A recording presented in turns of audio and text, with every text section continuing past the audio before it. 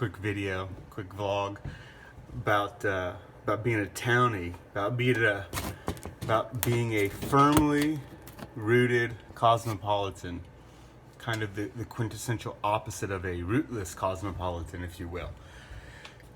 You know, I always see these shows and all these films, and they glorify the rootless cosmopolitan. They want everyone to be as rootless and kind of wandering as they are, right? So anytime, like you always see these in film and media, the glorification of going away for college to some exotic city, some big city that you've never been to, or this idea of going to the Big Apple, going to New York and trying to make it, leaving your small town in the Rust Belt and flyover country, and going to this big city where everybody's a transplant, or going to LA where nobody's from LA. You know, there's like 3 people from LA, everyone else is a transplant. Going to one of these cities like that, for example, and just kind of making a new life and starting it fresh and leaving everything behind. And it's a disaster. It leads, you leave everything. You leave your roots. You leave all your friends and all your family, and where your pets are buried, and where all your memories are. And it's a kind of a trope pushed by people who want you deracinated. So I'll give you a little bit my experience on being a townie, a firmly rooted cosmopolitan, and it's mostly been great. I know everyone everywhere I go.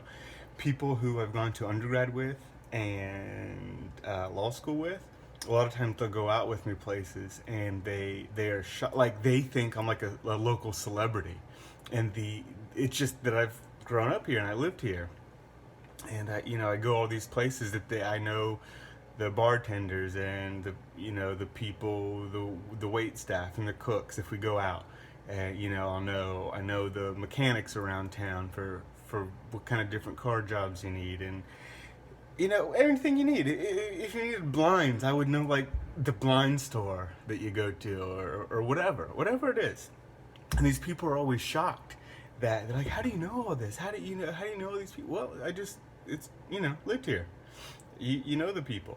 I have a buddy that has some kids. We went to school together. He has a little kid, and the little kid's in school, and now the teacher of the little kid is somebody we went to school with in the same school system, right?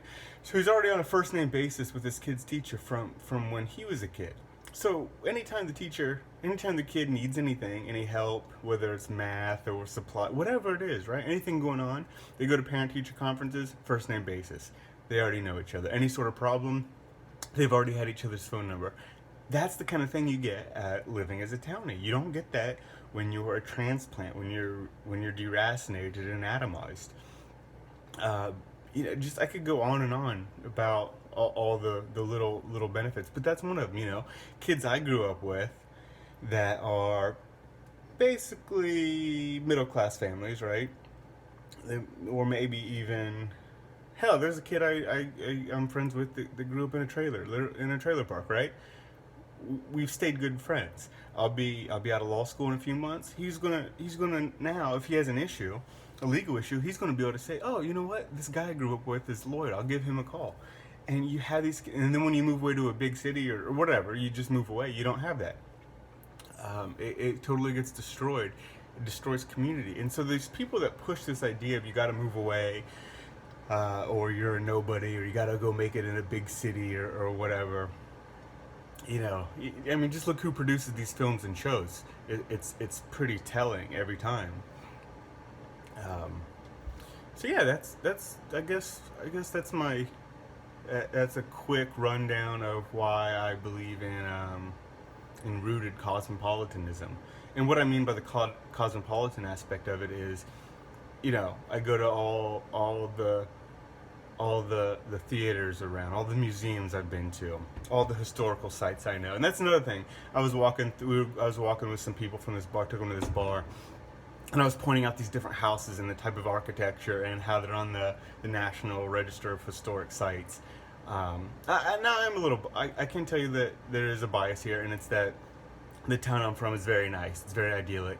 It's an old colonial town. Um, it's a nice place. It's thriving. The grocery store is good. The gas stations are good. Some of the people there have some money. It's it has stuff going for it. It's not a dead town, and I understand if you're from a dead town that's hollowed out, that there's more of a desire to leave to find something else. I get that, but it's still sort of a video manifesto against the rootless cosmopolitan and being more rooted. I was at a wedding not too long ago, and this guy, so where I'm from. I was in the wedding, and my buddy was from where I'm from, but he moved from I don't know where to New York City, and he was like, "Oh, you're stuck in so and so." I'm like, "No, man, I believe in you bloom where you were planted, right? I didn't have to leave to make it. I didn't have to go."